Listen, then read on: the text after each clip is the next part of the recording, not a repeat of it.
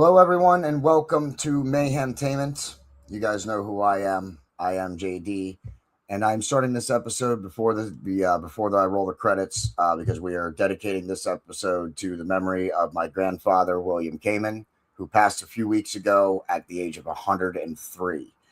He had two careers, was a two-time retiree, and has done everything from lumber to his second career was working at a Hess gas station. He was a maintenance man. He built houses. He could do roofs. He could do plumbing. And he was very active up until the last few weeks of his life. So this episode is for him.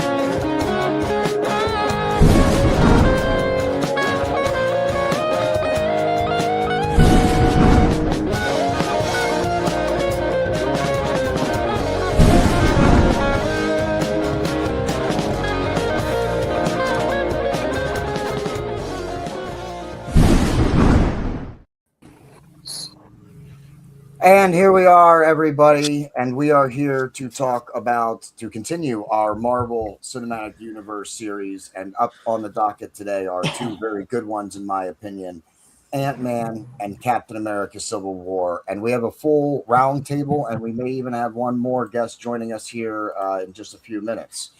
So, first of all, on my right side, on the right side of the screen there from Mayhem Media, he is the other JD, Jason DeToli. And underneath him at the bottom of the screen is the reason that this episode is happening tonight. 100% or at least 99% produced by the Wolfman, Jacob Noblitz. He's got his Wolfman variant on. I have my JD Mayhem Media variant on. Go check out our storefront. And on the other side, pretty much representing Headlock, Seals, and Havoc, we have the legend himself, J Mac. It's me. It's at Legend. And of course, everybody's favorite uncle, including mine, Uncle Slam. What's up, family? And while he's not officially, I don't think, associated with Headlock, Seals, and Havoc, he is the offspring of one of the creators of the Headlock, Seals, and Havoc.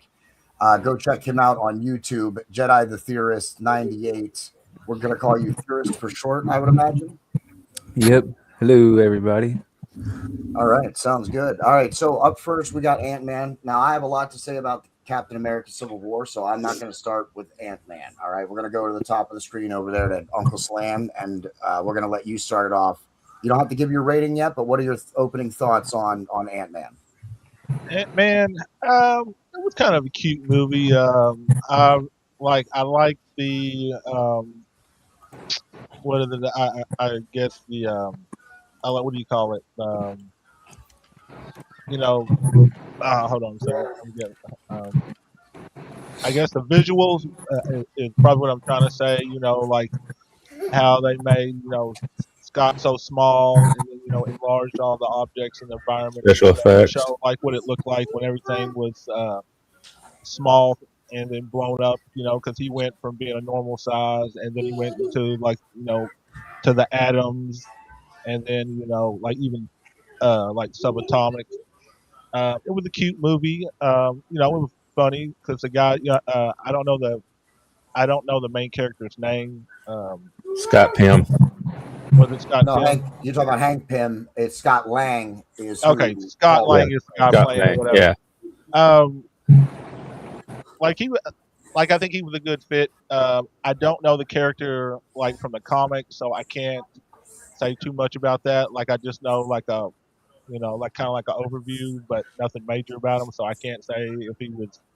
I liked him as the main character. He was quick witted. He always seemed like he was had a joke. The movie flowed or whatever. I mean, it was a decent movie. Theorist, what are your opening thoughts on it? It was honestly, it wasn't that big of a movie for me. That's just my opinion. Um, Now I'll bounce off what he said. Like visuals. Um, I do like how they kind of went into like the whole quantum realm thing. I do think that was cool. Well, that's in the next one. Okay, yeah, you're right. You're right. Yeah. But they do talk a little bit about it in the first one. Yeah, but Mhm. like then he goes subatomic towards the end and get there, and then Yeah, he have to does. come Yeah. back. Wasn't that I mean, close to Yeah. the quantum realm, or Yeah. Yes. Yeah. You're right. Yeah. He did right at the end. Yeah, he goes subatomic for a minute or whatever. Yeah. Um, it's not a bad movie. It's I just wouldn't put it up there. It would be in my top 10. Okay. J Mac? Well, like I always say, it didn't have Thor in it, and it wasn't named Thor, so it was a good movie. But no, I enjoyed it. I like Paul Rudd. I think he's pretty funny in most of the stuff that he does. I think he was a good fit for this because, like Uncle Sam said, he had a lot of quick witted, quirky jokes and everything. Plus, he had the background of being a burglar and stuff like that and everything. Mhm. I mean, honestly and truthfully, out of all the movies, it wasn't like my favorite, in the Marvel comic, but it's one that I can sit down and watch and not be mad that I'm sitting and watching it. You know what I'm saying? I'm not going to go pick it out of a lineup, but if I'm sitting down and watching it on TV, it's something I can sit down and enjoy. I don't think it's, bad by any means. Jason, I'm the one that's muting you occasionally because we're getting a little background feed from when everybody's talking. We can catch it on your mic. So if you need to say something or whatever and I have you muted, just wave your hand at me and I'll make sure I unmute you. Throw something at the camera, man. Just Don't do that. Yeah, don't do that. But go ahead. What are your thoughts on Ant-Man, on the first Ant-Man? I definitely like the idea of him being able to shrink and get big, and when he's small, he's still super strong and whatnot. I love the character himself. I love the comedy that he brings, and like you guys are saying, the quick-witted remarks and whatnot. Overall, I enjoyed the movie. I actually enjoy them all. I can't say I enjoyed one really more than the other, but it was a good movie. I enjoyed it. Something I would definitely watch again. Wolfman? I just recently rewatched it for the first time since I saw it in theaters a few days ago, just to get refreshed on what visuals I wanted to use for this show. Yeah. I thought like throwing in the old generation of the Ant-Man with the new generation was an actual pretty good idea because kids probably won't know who the heck Ant-Man was. Yeah. Or what he did, or how he shrank, or whatever. Yeah. I'm actually glad that you brought that up, though. This is one where we really didn't get an origin story on Ant-Man. They picked up from after the first whole story of Ant-Man actually unfolded. And I also can't believe none of y'all said this. Enter Michael Douglas to the Marvel Cinematic Universe. Thank you very much. Okay. Give that man Oscars. I don't care what he's doing. I mean, Give him Oscars to play for playing Hank Pym. That's all I can say. But I was going to say what Wolfman said. It was kind of cool because I'll be honest with you, I didn't know a whole lot about Ant-Man. I didn't either. To be honest with you, my mother is the one who was telling me about Ant-Man because Ant-Man was one of her favorite. Ant-Man and the Fantastic Four were her favorite superheroes growing up and everything. Well, of course, I didn't know she was even into stuff like that.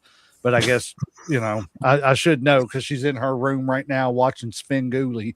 But, it was because of her that I even, was like, oh, okay, well, maybe Ant-Man is something to look into and everything. Because I always thought that Ant-Man had something to do with that, like, Hanna-Barbera cartoon that was Adamant or whatever it was. I was like, what is this about and everything? I didn't know nothing about nothing.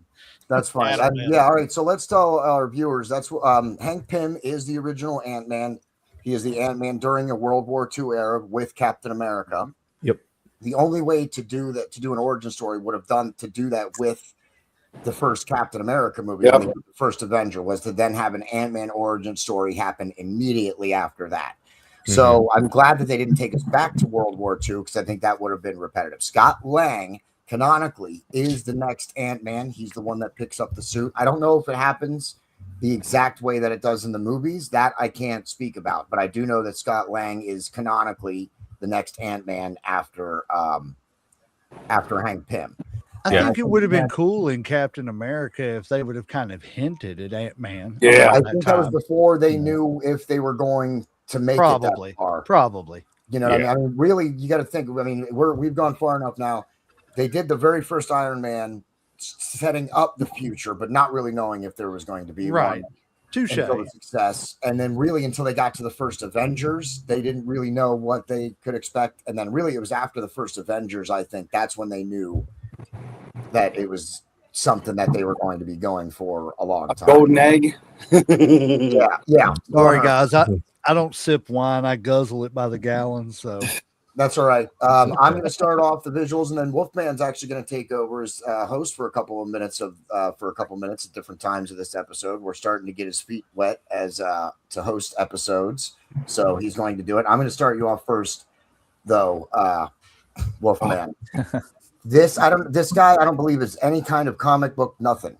He's just a person they put in there to be, another character, a friend to Scott Lang. I want to know, because it seems to me with people I've talked to, you either love this character or you absolutely hate this character. Okay, so let's start with you, Wolfman. I absolutely loved the character because, like, how he constantly goes off to a whole different topic. Like, how am I supposed to get to this safe? What's the job? He talks about something completely freaking different. Yeah, like it's just hearsay. She said, he said kind of stuff. I'm like, get to the damn point. Yeah, Jason. Hilarious. Absolutely love him. One of the best comic reliefs I've seen in a while. That's what I like about. He does his part and plays his part to a T. He's good. He is a wide range actor too. Go look him up and see what other stuff he's in. He can do a lot of stuff. All right. And that's what I liked about him. This Ant-Man for me, I'm going to go off just a little bit and then we'll get on with the other side talking about it. But Ant-Man was like, Guardians was the first movie that we really got some comic in these, like some comedic, some real superhero lines and, some of that comedic relief in these superhero movies that it's been lacking. I think the first Guardians movie and I think this Ant-Man movie was really what set the tone, and people were like, okay, we can be a little bit corny with some of these movies and people will buy it. They want it, so it's okay. So I will say that. J-Mac, what are your thoughts? Like him or hate him? I think he was, again, like you said, comic relief. I think he was good at doing that. Like you said, I cannot tell you, isn't his name Michael Pena? Yeah. Or something like that, I think is his real life name. I don't want to, I may be completely, yes, it is Michael Pena. Yeah. But like you said, he's great wide range of characters. I've seen him play serious roles where he's a cop, and I think that they're just, guys who can do that, step into a serious role and then turn around and be just totally comic relief, for an entire movie and stuff and everything. I think he did a great job with it. I laughed. So, I mean, I don't have a problem with him. Yeah, I actually did some research on this character. The actor actually left the MCU. Oh, really? Wow. So Michael Pena is not a part of the MCU anymore. Oh, that's what I heard. Probably got some better roles and stuff. I mean, he was, and he's a, one of those small tertiary characters. He's not necessarily needed for the Ant-Man story to continue or to go on anyway. Right. It was kind of sad though, but I'm like, I liked the character. They could have done a lot more with that character. Yeah. But I can understand they could have to make budget cuts and all that kind of stuff. Yeah, they are doing some of that too. Theorist, I'm going to try again. Go ahead. I like him. I think he's funny. Just him as an actor, in particular is just I've seen other stuff from him. I think he's fun. Yeah, I think he's funny. But in a way, like in the Ant-Man movies, like it'll be serious, but then he'll say something funny, but it's in a way that just completely catches you off guard. Yeah, Mhm. he's good at Breaks I the agree with that. monotony. Yeah. Yeah, I agree with that. I would kind of compare him to I can't think of his name. It's Tom Holland's Spider-Man's best friend. Kind of like the guy Oh him. yeah, yeah. Yeah, I would this kind of guy in the chair. Yeah, I would kind of compare him to him, but not as funny. Yeah. Okay. The guy that everybody thinks is going to be the Hobgoblin. Yeah. Yeah, Slam? which he's not. Yeah, the one that is the one that puts on the ring and says "Find Peter Parker," and then Yeah. him. Yeah. Uncle Plus, Slam? he had my Go ahead. bad. He No, had go ahead. If you have more, go ahead. he had a couple funny one-liners in the newer Spider-Man movies, Yeah. and Oh, I'm sure we're gonna talk that's about what I would him. compare him to. I'm sure we're going to talk about him when we get to those movies as well. Just like we're talking about this guy, he's a standout character. He was meant to just be a tertiary character, likely to just provide a little comedic relief. And a lot of people, like I said, you either like him or you hate him. Uncle Slam. I'm kind of like everybody else. I mean, I kind of really like the guy. You know, he's funny. I mean, I don't know what else I can say that ain't already been said by everybody else as far as him being funny. He's kind of like the male or like the male equivalent of like what's that chick in Thor? The assistant with glasses. I can't think of the name. I don't know. I didn't pay no attention. It was a Thor Darcy? movie. Yeah, Darcy. Darcy. Yep. Yeah. You know what I'm saying? It's kind of like a little nice little sidekick or side character. The throwing some funny, like when shit gets too serious or whatever. So, I agree with that. All right, Wolfman, you are gonna take over the next one. Which visual do you want for Ant-Man? Let's try the how does he shrink? Okay. How does Ant-Man suit shrink? Does for anybody watching, please leave us a comment if you know the answer or want to weigh in on any of these visuals. And where do you want to start, Wolfman? I want to just see what everybody else thinks how he shrinks. No, I mean, who From do the you want pin to start with on particles. this panel? Let's go with Uncle Slam. I think the right answer, what's it called, Pym particles or whatever. Yeah. That uses to like, is it to shrink between atoms or something like that? Mm-hmm. Yeah, I guess we don't really need to go around for a full panel discussion on that one. It was pretty much just a question, but I will say, I did do that little recap on Ant-Man, and I did hear that, but the video didn't really go into it. So, could somebody kind of, in a nutshell, kind of explain to me what the pin particles are? It's molecules. It's all about like the actual atoms and molecules. He changes the structure of the molecules so it can either shrink or expand.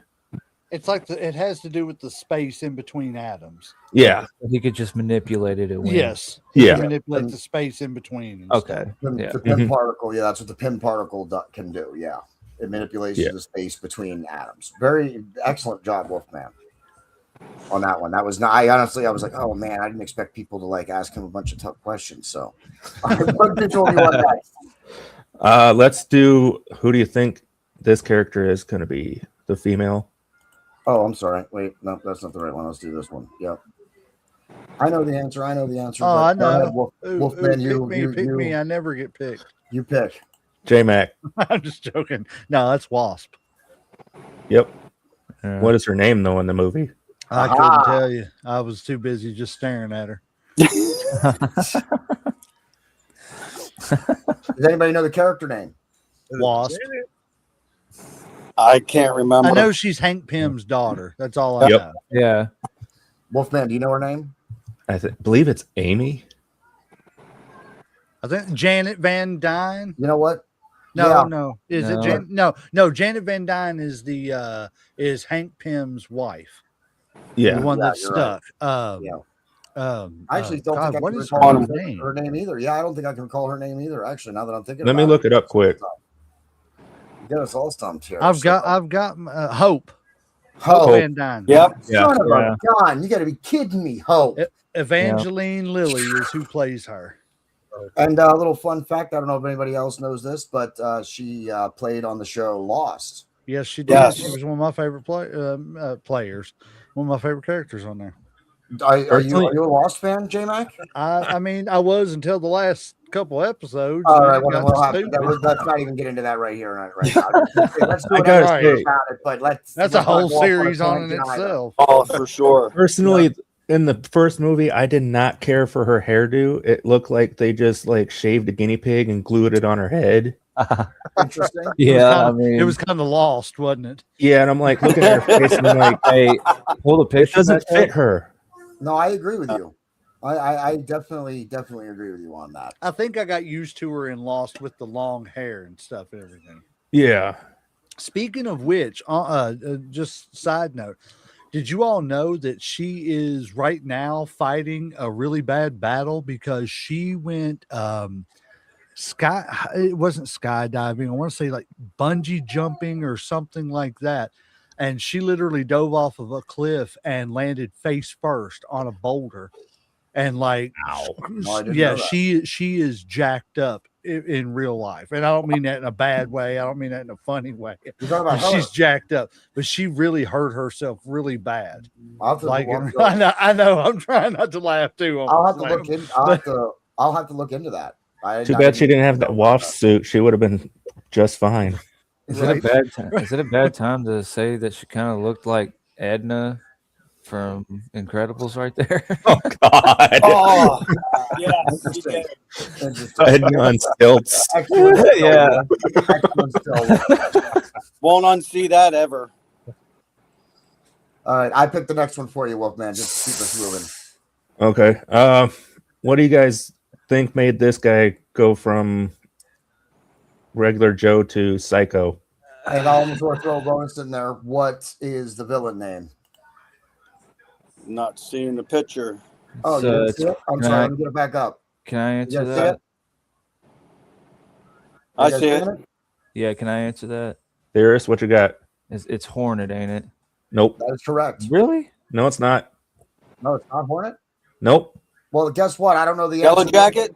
Yellow jacket. Yellow yeah, Jacket. Yellow Oh, you jacket. son of a! I get all you get out. You're all fired, Wolfman. You're not being the host anymore. Give me this back. Give me this back. I have what happened to Evangeline Lilly. She suffered brain damage. Oh, that's Ooh. terrible. I was hoping we were Suffered gonna get brain some more of damage her. from a traumatic injury last year. Let's see. I have brain damage from my TBI. Or whatever it was. She ended up, like I said, it was. I don't want to go.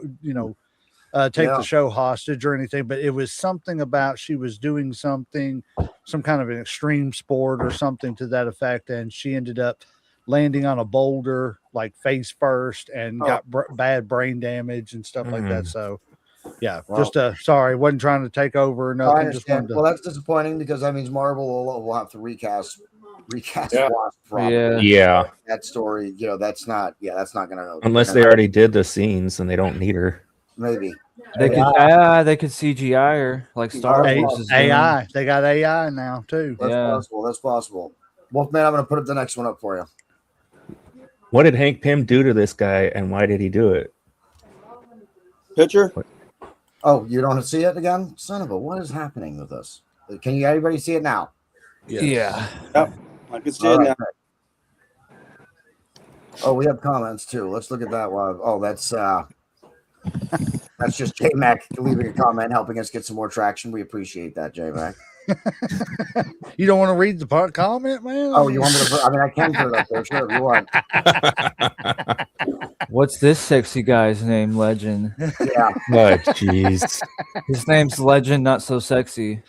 That's why he's a legend. I try to help where I can. That's right. Wolfman, get a hold of the show, buddy. So, what do you guys think happened between these two guys?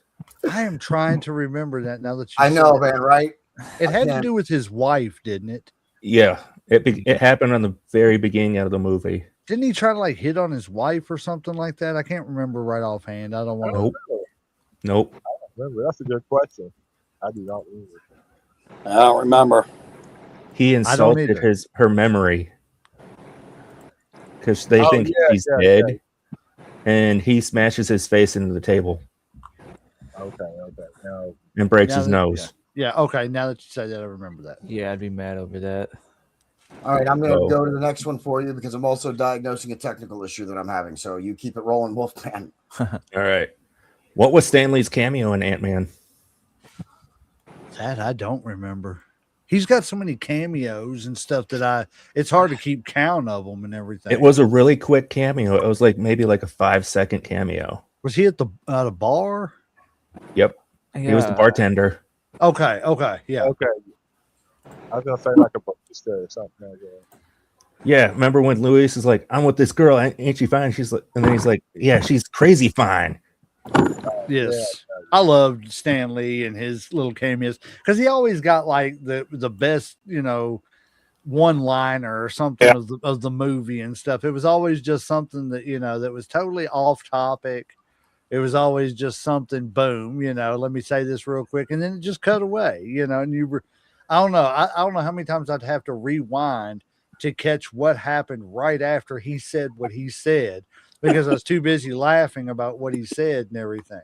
And just imagine if we didn't have Stan Lee, we wouldn't have Marvel. That's it. Yeah. Pretty much. Yeah. Yeah. Wolfman, I'm going to put the next visual up for you, and I'm Okay. going to have to leave and come back in because I don't know what's happening on my end yet, but at least I still have access to the visuals. So you just keep rolling, man. All right, sounds good, boss. We've already done that one. We got that one Oh, I'm covered. sorry. Yep, I'm sorry. Look, you really are having technical issues. Which Avenger does Ant-Man fight in this scene? That's Falcon, ain't it? Yeah. Yep. And why was he Captain fighting America? Falcon? Because he was And- trespassing. Yes. Yes. Yep. That's exactly what it On was. Avengers property. Yep. He was because they thought it was just an abandoned military base, but it turned out it was Avengers campus. And Hank Pym didn't know that. Yep. I They were getting a specific part for the heist they were going to do. Yeah. So, and Nice. One more to go for Ant-Man, and then we're going to move to Yeah. the other movie, which is definitely why I'm glad I had these technical issues now and not during the next segment. how do you guys think he gets the safe open? Doesn't he shrink and just go through it? Nope. No, this is to get the suit. This is to I get the just- Ant-Man I suit. just finished watching the movie. Didn't he freeze the inside or something, or what? What was it? No. He drills a hole in it and uses CO2 Okay. to freeze it That's right. because it expands the metal and the door literally blows open, Yeah. which I think was freaking awesome. Well, yeah. Because now, I'm like, now that I know that, every bank in America ain't safe. yeah, no kidding. I'm like, why do they show that? And it's like, Don't quit your just day watching job, it. legend. Right. And if the FBI comes looking for this episode as evidence, It was the legend, not me. I don't know who it was. I don't know who that guy is, man. Wolfman, Apparently he's sexy, though. excellent job hosting it while I dealt with some technical issues, which I have resolved. But thank you for doing that because I had to leave the studio and come back in order to fix them. Everybody applaud. Everybody clap at Wolfman for doing a good job. And if you're leave us a comment if you've been watching. Let us know if you think Wolfman did a good job or how you think he did, or weigh in on any of these visuals. Let's rate Ant-Man and then let's get into Civil War. So I'll go first since I spent most of this segment diagnosing problems. I think Ant-Man's right up there, man. I'm going to give it a 4 out of 5 Jolly Rogers. Theorists, we rate things 1 out of 5. Okay. J-Mac and Slam do headlocks, J-Mac does headlocks, Uncle Slam does slams, and I tell all my guys that they have to use Jolly Rogers. So I'm going to give it a 4 And if out they of don't, 5 he Jolly shows Rogers. up at their house right after the show and beats the total tar out of them for That not is- using Jolly Rogers. That is absolutely correct. So 4 out of 5 Jolly Rogers is what I'm going to rate it. I think it was a great movie. I think the addition of Michael Douglas into the MCU just continues to add some of that excellent value. It's just one of those another Oscar winner they can add to their list that's been in their universe, man. It's just that's great. I love that. I love that Michael Douglas was Hank Pym. That was probably my single favorite part of the movie. So 4 out of 5. Wolfman? I would have to give it probably 4.5 out of 5. It had so many awesome scenes. One of my favorite scenes is when Hank Pym takes the keys and that little keychain, and they get locked into the lab, and he's like, "We're not locked in." He shows them. I'm like, "Oh God, it's a Sherman tank." I wouldn't want to be those cops outside seeing a Sherman tank come out of the freaking building. Right? Yeah, no doubt. So I got to give it 4.5 out of 5. Jolly Rogers. Excellent. Jason? Yeah, I'd give it a solid 4.5 out of 5 Jolly Rogers too. It was just an all around good movie. Mm-hmm. I don't have anything about it that I could say negative. So, and like I said, I would definitely sit and watch it again. Yeah. J-Mac? I would give it probably 3.5 to 4 Jolly Rogers, Jolly Rogers. I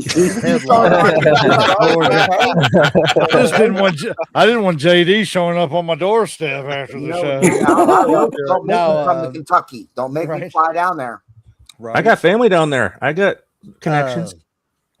I would do like 3.5, 4 headlocks. And the reason I say that is because, like I said, it's not exactly my favorite Marvel Comic Universe movie, but it's it's a good, solid movie. There's nothing, no, it's not going to compare to like an Avenger movie or a cat, anything besides Thor. Come on, you love Thor. We know it. Oh yeah, but let's not get him started on a rant. Right, but like you said, adding Michael Douglas and everything, and that's another good thing. Like, I'm glad to see like that some of these older actors are finding a place in these Marvel comic movies to where they can still be semi-relevant and everything, because you get up there 70s, 80s, and 90s and everything trying to still act. It's hard to find a role that you can actually, dive into. So, and I think he was good at playing Hank Pym. So yeah, 3.5 for headlocks is what I'd give it. Excellent. We have a little comment before I throw it to Theorist. We have on YouTube, Rebecca. That's my fiance. Oh, sweet. So she is a fan. I can't imagine why that is if she's old fan's fiance. And her daughter likes watching too. So thank you very much for commenting. Hats off to you. Yep, and we appreciate any comments as always. Theorist, what are you ranking it out of 5? You can do lightsabers. This is your first episode too, so what we're doing is or force jokes. You can do. There you go. It's not compared to other movies. Like, you don't compare it to other movies as a standalone movie. What do you rate Ant-Man? Okay, as a standalone movie, yeah. Yes.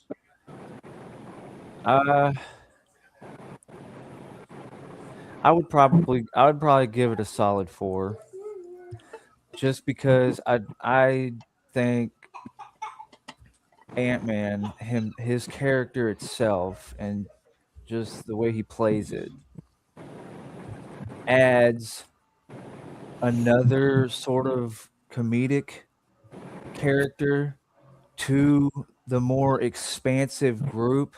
Yeah.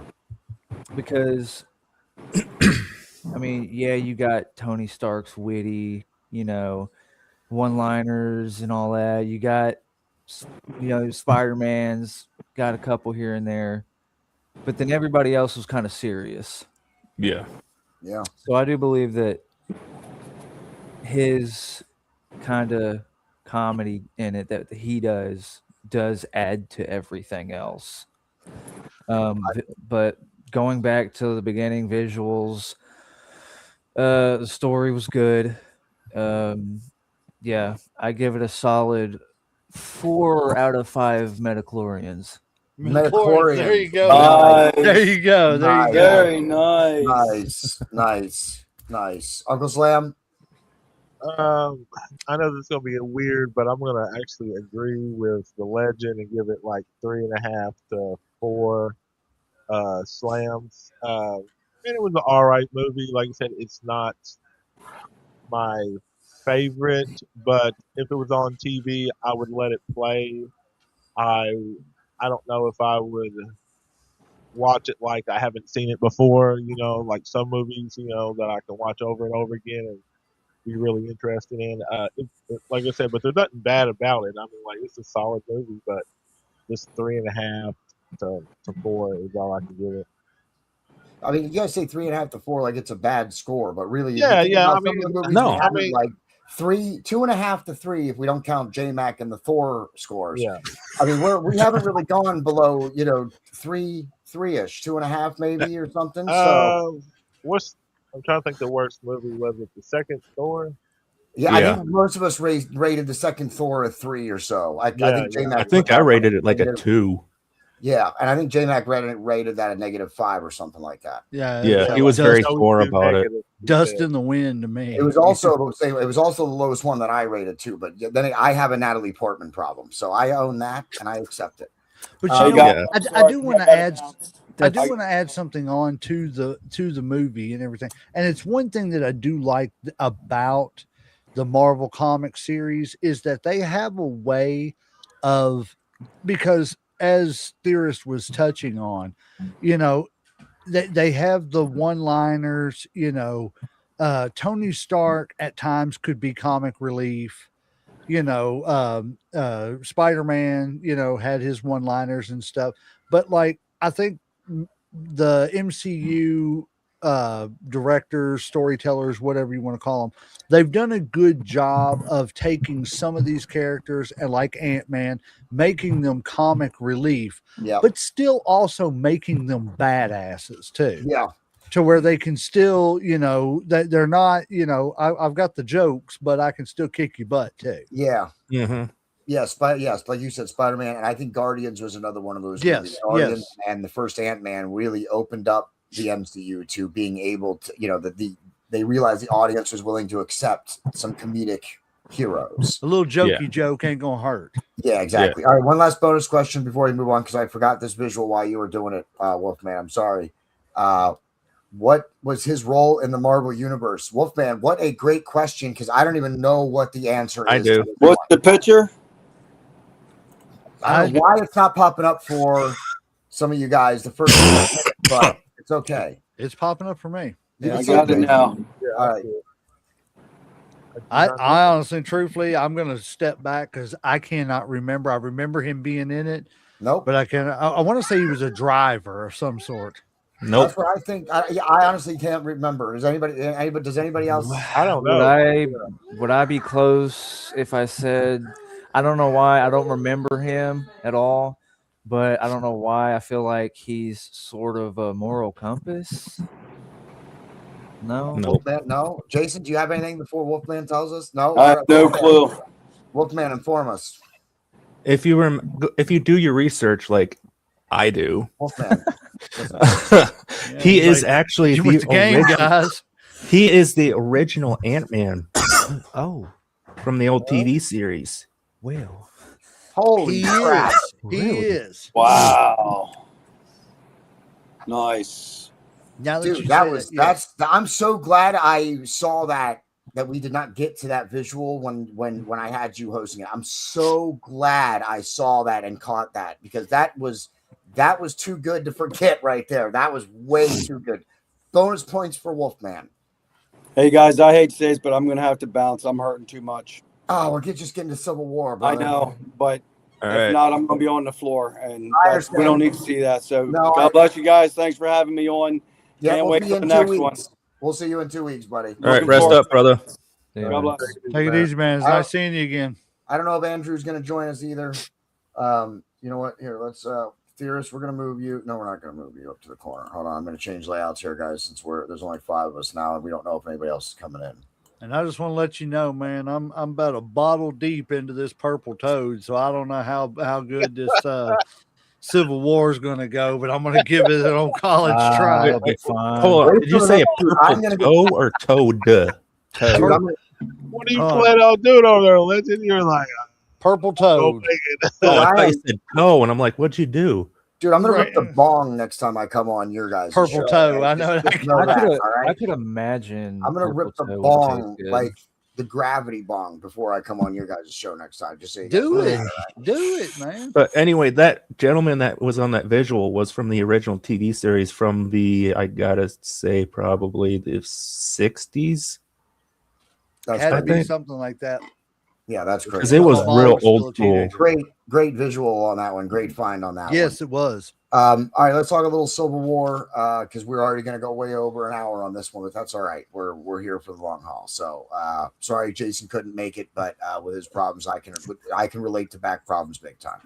So if we're talking about Civil War, we got to start with this question right off the top.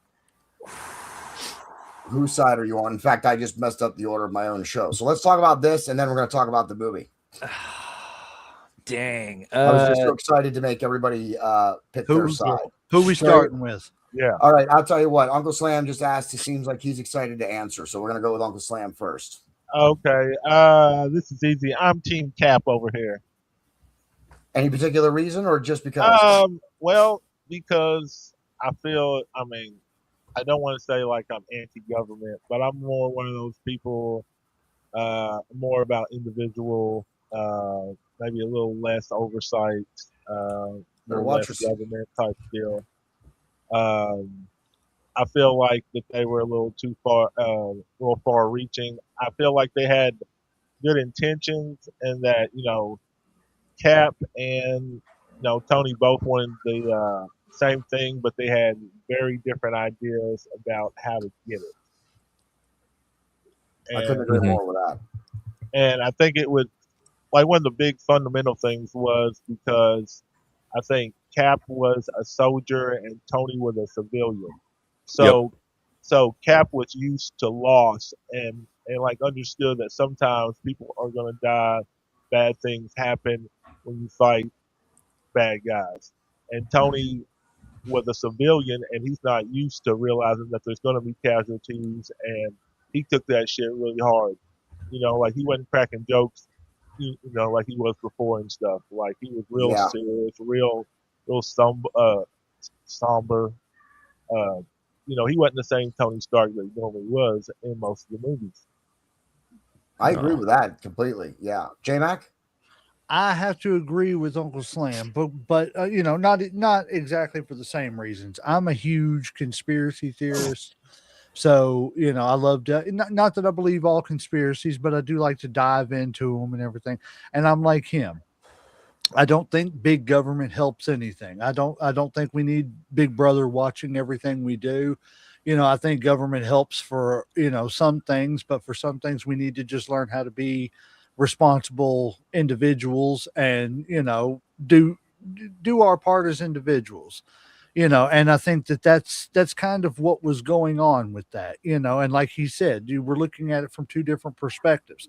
You were looking at it from a soldier's perspective, a government official perspective, as opposed to a civilian's perspective and a private sector perspective. And I just think that I don't think that either one of their intentions was bad.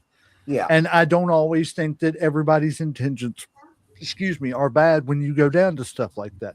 But it's just what rights do you have to lose to get safety? And that's not always the best course of action to go. So I think I agree with Uncle Slam. It was just I'm Team Cap because he was about he was about faith in individuals as opposed to faith in big government. And yeah, I agree with him. I'm Team Cap. yeah. Wolfman. I agree with the Uncle Slam and J Mac. If you guys remember from the first Captain America movie, he was not that big. he was actually a small, Yeah, skinny dude. Yes. Yeah, And was he a rock. literally says, "I look out for the little guy." Yep. That's it. So I think he doesn't really care that the government is getting too big for their britches. So he's like, screw the government. I'm going to do what I think is right to keep the people safe. Yeah. Yep. So I'm Theorist? Team Cap. Oh, I'm sorry. Theorist? I didn't mean to cut you off, man. I apologize. It's all right. I agree with everybody else. I'm Team Cap. Everybody else pretty much just said everything that I was thinking, Yep. but I'm just going to keep my response short and simple. I'm picking Team Cap just because Scarlet Witch alone would mop everybody there. Touche. Yes. If she Yeah. realized, if she realized her full powers, which she hasn't yet at the time of Civil Right. War. No, not yet. And I will also leave my answer short because I'm the same way. We all five of us have chose Team Cap, and it's for the same reason as me. I'm against registration as soon as they. And also go into the movie a little bit. This movie, the Civil War, is not the Marvel Civil War that we all wanted. It's the one we got because at the time they built this together, Fox still owned all the mutant rights. So we didn't get a full Civil War like we wanted. The full Civil War is basically what this is, just on a much larger scale, because it's not just about enhanced individuals. It's about mutants, and mutants are everywhere. And what they want to do is put these people on a list so they can keep track of them, so they can track what they can do and where they can go. So, yes, we are all universally against that, and that's why we are all Team Cap. And coincidentally, though, they did keep it the same. Team Cap is against registration. Team Iron Man is for registration. So even though they didn't have all the mutants, they did keep true to that part of the story as well. And I understand why they wanted to. You know what I'm saying? I understand Tony's reasoning. You know, for why he was trying to keep the entire planet safe. Yeah. You know what I'm saying? But, you know, at some point in time, you just have to accept that, you know, casualties happen, you know, and stuff happens. It's not, nobody wants death, but, you know, the old statement, casualties of war. Yeah. You know, it happens, you know, and that's, I think that's what Cap and them realized was that, you know, you can still fight the good fight, but you, like you said earlier and touched on, you're going to lose comrades in that fight, you know, but it's an honorable way to go. At least you're fighting for something instead of sitting and just letting whatever happen. Yeah. Mhm. I couldn't agree more. I think great points were made by everybody. I'm going to bring this. Oh, I'm sorry. Before I do that, does anybody else want to talk about the movie and what they think of it? I think it's a great movie. Honestly, truthfully, it was one of my favorites. I'm sorry, I didn't mean to jump the gun and tell. Go ahead, man. You're fine. Go ahead. Yeah, you're good. Go. Yeah, I mean, honestly, truthfully, this was one of my favorites out of the MCU. And I think what made it so good was that final fight, you know, between the two teams of superheroes, you know, who was going to win, who wasn't going to win. But at the end of the day, it didn't really matter who was going to win. It was just about, you know, they needed to come to an understanding so that they could learn to fight together for the ultimate good of later on down the road, you know, fighting off Thanos and, you know, all that invasion and stuff.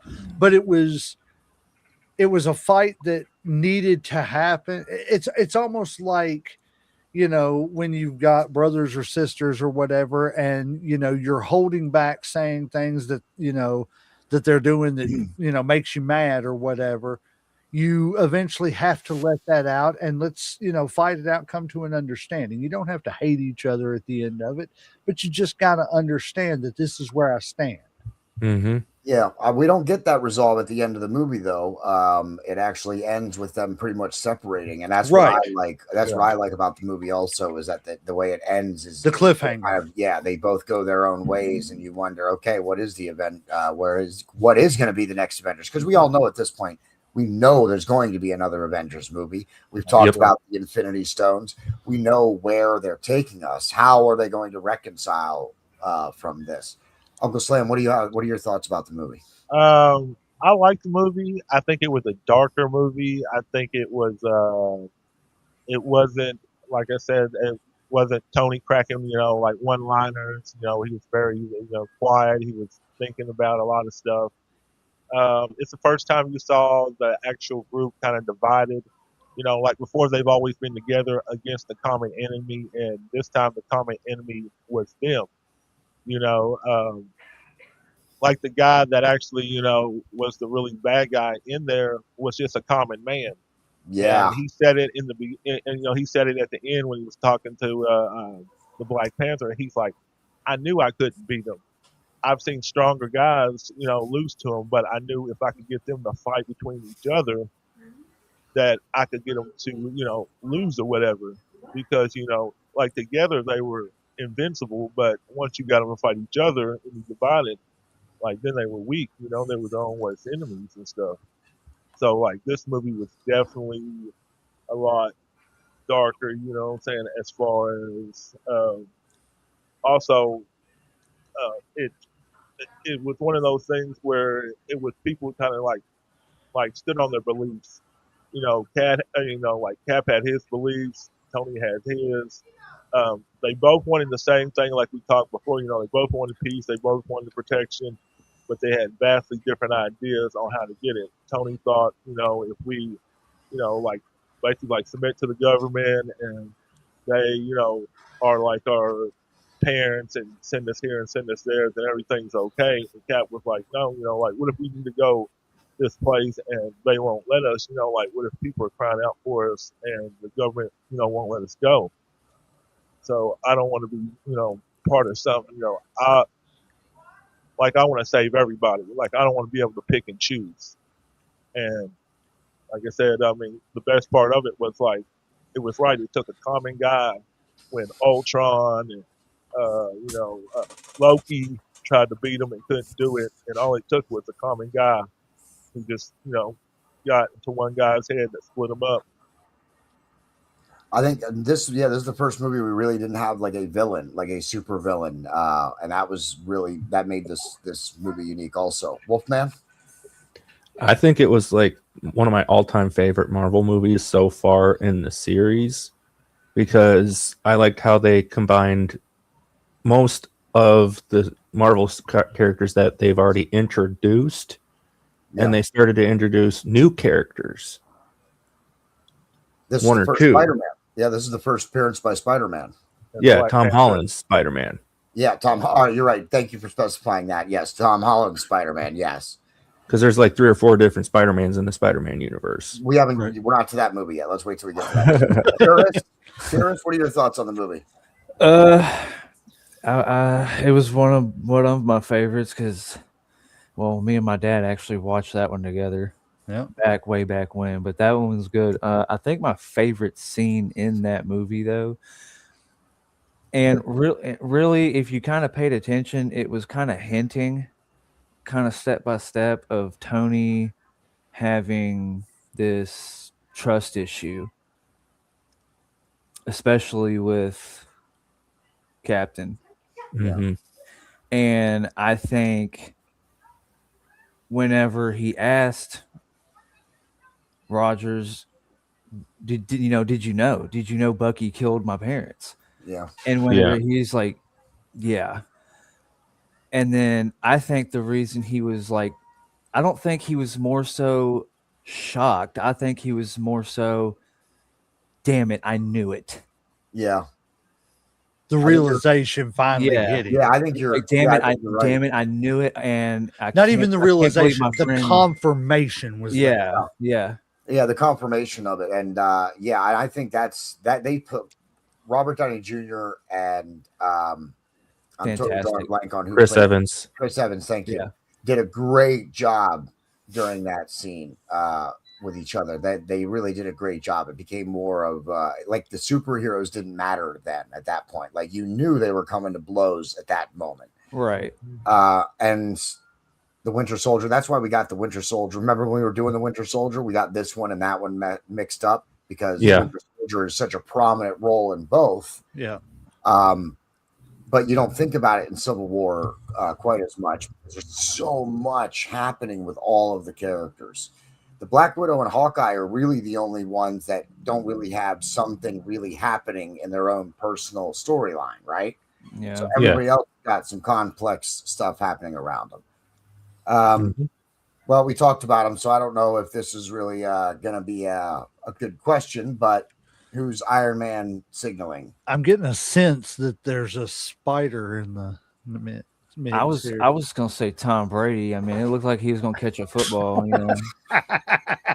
Yeah, On the Mayhem post, I commented under ruse because that's what he. Yep, that's what he says. Yeah. You know, going back though, just for a second, Yeah. the thing of it is that I think that this movie really like touched on is that, you know, we've all touched on it about how they were they wanted the same thing. They both had good intentions. It was just, how do we get to the end result?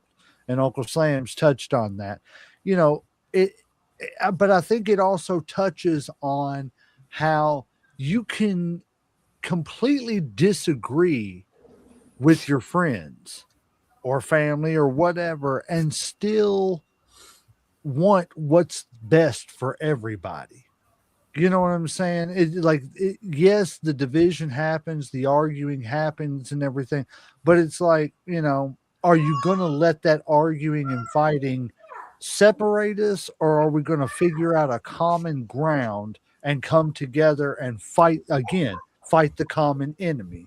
Yeah. Well, remember Captain America at the end of the movie does leave Tony Stark the phone so that if he ever needs him, he can call him. And I think that speaks to your point, J Mac, about how even though Captain America and Iron Man disagreed, you know, to the extent that they ended up, you know, beating each other, that Captain America was still like, listen, if you still need me, I will still be there to back you up. Just because we disagreed about this does not mean that, you know, we're not family, so to speak. Exactly it. Just because you disagree doesn't mean you got to hate each other and stop fighting together. Fighting the common enemy.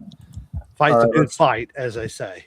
All right, who is this guy? And why does he hate Captain America? Also, this is the faux villain, the person that you think might be the super villain in this. Isn't that Bulletproof? Nope. Am I calling him the wrong way or the wrong name? Slam. What is? Theorist? I got it, but I can't get it out. Go ahead. Wolfman, tell us. Crossbones. Crossbones. That's right. Yes. Man, I want to call him Crossbow for some reason. I kept being like Crossbow. I know why he hates Captain America, and that's because he dropped a building on his head. Yep. On his face. On his face, specifically his face, specifically his face. He actually says that in the movie. Yeah, this is for dropping the building on my face. Yeah, he specifies his face. Okay, so that is an important distinction there. And all right, why does? Of course, I think we already kind of spoke. Or no, actually, we didn't speak to this part. So why does the Black Panther go after Bucky Barnes? Also, in addition to Spider-Man, Black Panther making his first appearance in the MCU. So this was such a lot of people call Civil War Avengers 2.5 and it really was. Yeah, it really was, because it included the entire MCU and it advanced the story for so many characters and brought in so many new characters. Even War Machine gets injured at the end. Black Panther is now introduced. But anyway, back to the question. Does anybody know why he goes after Bucky Barnes? Wasn't he? Go ahead, there's. Wasn't Bucky getting chased? Yes, but why? I know. Didn't he have something on him that he was trying to get? No, go ahead. I don't. It's because of the fact that he assassinated what's his face, Black Panther's father. Oh, they think he did. Yeah, framed. He did. Well, yes, he was framed for it. King T'Challa. Yeah, King T'Challa. I'm sorry, you're right. I said it wrong. Yeah, I forgot about the bomb in the building. Yes, and Chadwick Boseman, another amazing, awesome actor. Amazing rest in peace. Casting choice. Yes, rest in peace. he was such an amazing acting choice for Black Panther. He is such an amazing actor. And imagine, yes, the strength of that man to be, acting in these movies that are action movies that Yeah. require him to do a bunch of physical stuff while he was battling stage 4 colon cancer Yeah. is, Yeah. yes, Yeah. thank you, I mean, Chadwick Boseman, for everything yeah. he gave to the Marvel will- comic universe. That's why they won't replace him. I believe that they won't replace They him. don't need Now, to. will we see a variant of him in the multiverse? We're not there yet. We're not to the multiverse yet, but that we know that Marvel is in the multiverse. Right. So could we see a variant of him? Absolutely, but Well, he has the son that's out all there. we'll ever see. Yep. Well, the girl too. I mean, Yeah. he has a It's- son. in Wasn't the that his? last movie Was they it had. his sister? Yeah. His sister, his Yeah, sister. okay. I couldn't remember if that was his sister or not. The one that does all the Yeah, his scientific sister's stuff. the one that's going to be taking over the Black Panther role, which I think is also great. I think Black Panther brought in a lot of new faces, and I think a Mhm. lot of them are very talented and can do great things if given the opportunity in the Marvel universe. So, Black Panther, Spider-Man, great additions, great casting choices. Michael Douglas and Ant-Man, a great casting choice. Here, let's do this one. And then we'll give the rating. Well, man, we're going to skip some of these just because we're going to be going over here. So, All right, that's fine. all right, who knows why that these two are smiling like that? Does anybody remember? I do actually. Oh, I do. it was Cap kissed Yeah, daughter's niece or whatever. or is it her daughter? Niece. Niece. Yeah. Okay. Yeah. So Hayden Peggy Carter's niece. yes. And it So was wait a minute, Captain America kissed Peggy Yes. Carter's niece. Yes. Yep. yes. Isn't that kind of weird that he goes back in time and he gets with Peggy Carter? and Look, stuff? I like as long as They're he not doesn't The related. tell man's her. 100 and some years Kissing old, cousins. so hey, if they're both consenting adult, I mean, does the age, I don't think once you're 18, 20, 21, I don't think it matters whether you're 85 or 185 at that point, right? I mean, if you're Captain America. Okay, was right? Peggy already dead at this Yes. point? Yes. Okay, well, Yes. as long as she didn't know, it's She good. dies, like- she dies in the second Captain America? No, I she don't dies know. in this one. I don't Yeah, want to be an Yeah, end 'cause she's game. old in the hospital. Oh, right? don't yeah, wanna that's be right. She's in hospice. She's losing her. She's losing Yeah. her mind. Yeah. And actually, he doesn't kiss her until she's passed. I want to point that out. I think that's the reason why we see them kiss in this movie, because they've had a moment or two in one of the other in the other Yep. Captain America movie, but he didn't actually act on it. He's like, I wonder what it's like to kiss your aunt. I think it was because Peggy was still alive at that point. I don't think he actually kissed her until she had actually passed. Yeah. There's one thing I want to add to that visual. I couldn't add it with words, but Winter Soldier asks Hawk or the Falcon one thing, and what does he say? I know what it is. I don't know. He says, "Can you Everybody scoot your chair up?" And Yeah. Falcon says, "No." No. Just the way they said it, I just busted a gut and nearly choked on my popcorn. And then he moves over. He moves over to behind the driver's seat. He actually slides over in the back seat. It's a nice little subtle. It's a nice little subtle thing. I think that's the other thing I like that Marvel still does, at least for the most part, is the little subtle stuff. Sometimes that's key too, in my opinion. Yeah, I just thought that was a cute little nitpick thing. And the other thing I want to say about this movie is that they gave us an entire movie after several movies centered around the Infinity Stones. Mm-hmm. They managed to pull us all away from the Infinity Stones and give us a whole movie where we didn't even wonder what the heck was going on with the Right. Infinity Stones. Yep. Yeah. And that could not have been easy either, because it's not even mentioned. You know what I mean? I know we're not talking about this or anything or gone down this avenue yet with as far as like other franchises, but how is it that Disney has done such a great job with the Marvel comic universe, but failed so horrifically with the whole Jedi universe? My answer to that is because they're keeping with Marvel. Marvel established something. I'd like to point out Marvel was established just like Star Wars was before Disney picked them up. But when they picked up Marvel, they brought the whole studio. Everybody who's in charge is still in charge of Marvel. I don't think that's the case for the Lucas Arts. Maybe Theorist knows something different on this. I was getting ready to say I seen him jumping in his Go seat. ahead, man. I mean, please, if you have better information than that, I'm that's gonna- and I don't have. That's not information. That's just my guess. So I'm please go ahead. literally just gonna keep it simple, and it literally just boils down to these two things: identity politics. They focus on identity politics, and they completely just killed everything that George Lucas had done with everything that, like the new Star Wars trilogy, the sequel trilogy. Yeah, they've gone completely off of every kind of canon. George Lucas's original plans for the sequel trilogy had already been written out. The main villain was supposed to be Maul. Maul was supposed to come back and be the main bad guy and bring back the Shadow Collective and all, like the crime syndicates, the underworld. And it was supposed to be Luke Skywalker, Mara Jade, his wife, Han Solo, all of the original crew was supposed to go and fight Maul. But why didn't they do that? Do you know why? Because of Kathleen Kennedy, identity politics.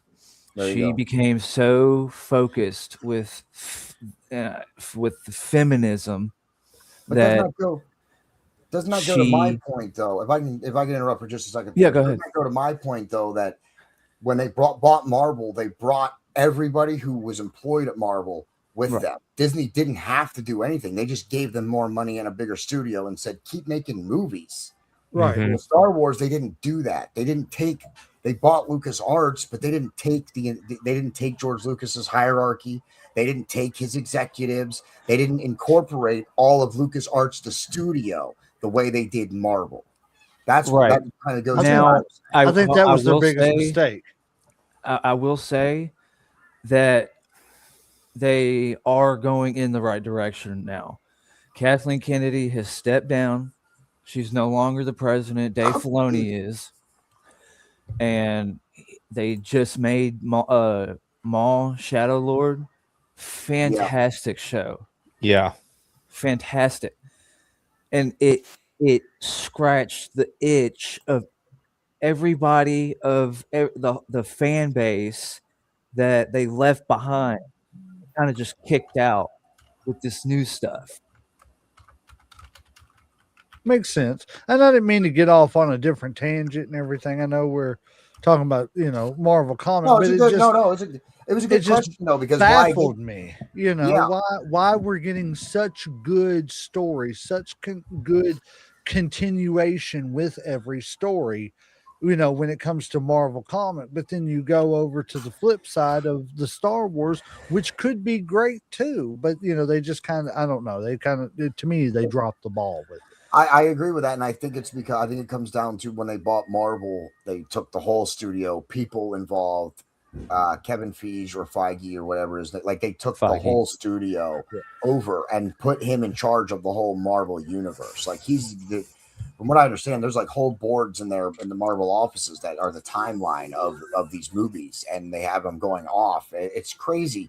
I saw a picture of it once leading up to the Infinity trilogy, the Infinity Stone trilogy. It's crazy. There's so many projects and movies they didn't even include with their original Infinity Stones plans that they scrapped or whatever.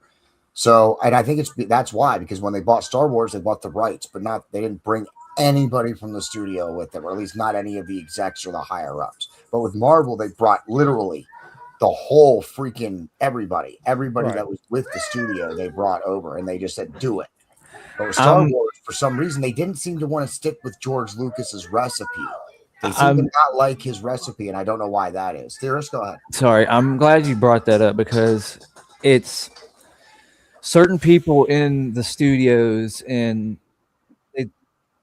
that one person can make or break a certain aspect of something. For instance,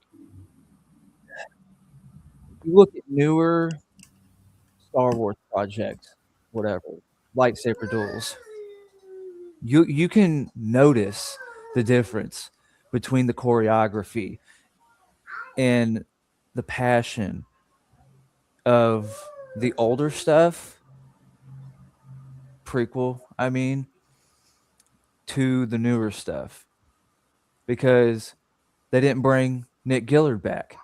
Nick Gillard was the guy that trained everybody to do the sword fighting. Yeah. Everybody got so good, and they didn't bring him back. They were like, "No, we don't need you." As soon as they bought Lucas, or Disney bought Lucasfilm and everything, they basically just kicked all the old people out and just brought all these new people in that would support and would be a yes man.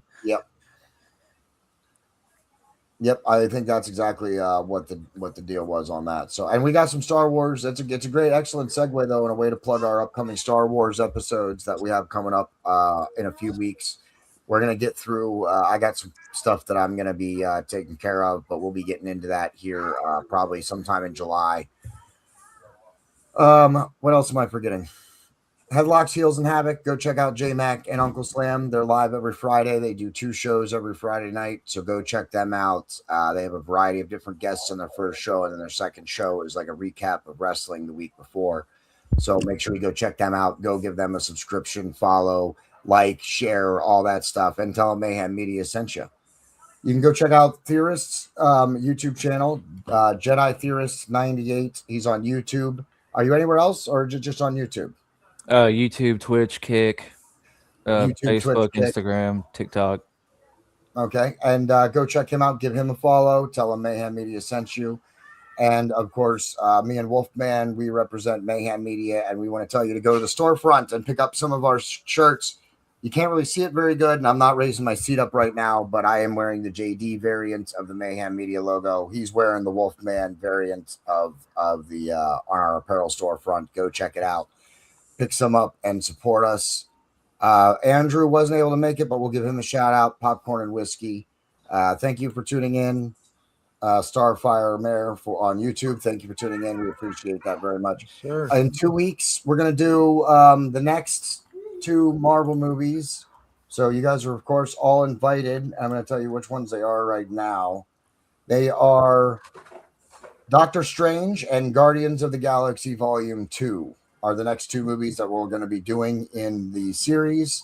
So that'll be in 2 weeks. This is our new night. Saturday night is our new night for our Marvel content. Not Monday nights anymore. We're no longer on Monday nights. We're now on Saturday nights, and we'll be doing it every 2 weeks from here on out. So, in other words, since we're doing Guardians 2 next in the next 2 weeks, Andrew won't be here. He said I remember he said he hated the Guardians of the Galaxy movies. Well, we'll see if we can get him on because it is Doctor Strange 2. Although, yeah, you're right. Those 2 are probably the movies. So we might not get Andrew in 2 weeks. He might sit that episode out because he's not a big fan of those 2 movies. But I don't know why everybody hates on Doctor Strange. I think he's a beast. He is a beast. I think he's one of the. I think he's one of top 5. Yeah, we're gonna get into once we finish the movie series. Once we get through everything, we're gonna do another episode. And we're gonna talk about our favorites, the most powerful, where we rank things, the movies as a whole. We're gonna do a whole follow up once we actually catch all the way up. That's why we do 2 movies every 2 weeks, except the Avenger movies. They get their own episodes because they take far too long to talk about. I almost made Civil War its own episode at 1 hour and 13 minutes.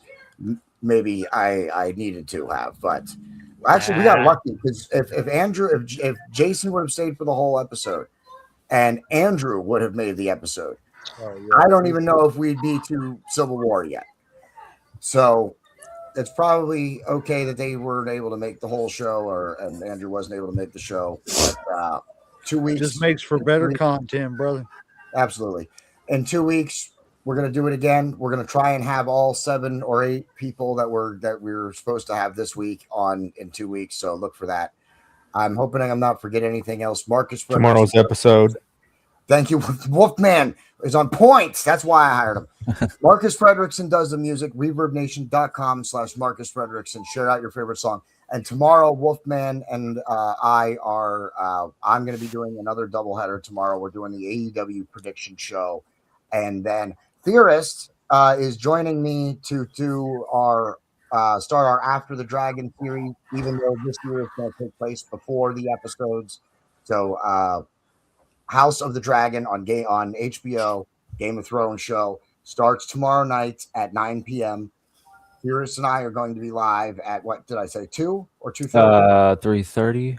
3:30. Okay, 3:30 is when we're going to be live, and we're going to do our show at 3:30 because I'm not going to be free before the show itself. So this first episode we got to do a little bit early, but double live header tomorrow. Tune in. Both Wolfman will be a guest, Theorist will be my follow-up guest, and everybody tune in, hit that share button. And I think, Hey, JD, when I need to get a hold of you too about that that project we've been talking about. I don't want to say too much, all right, but about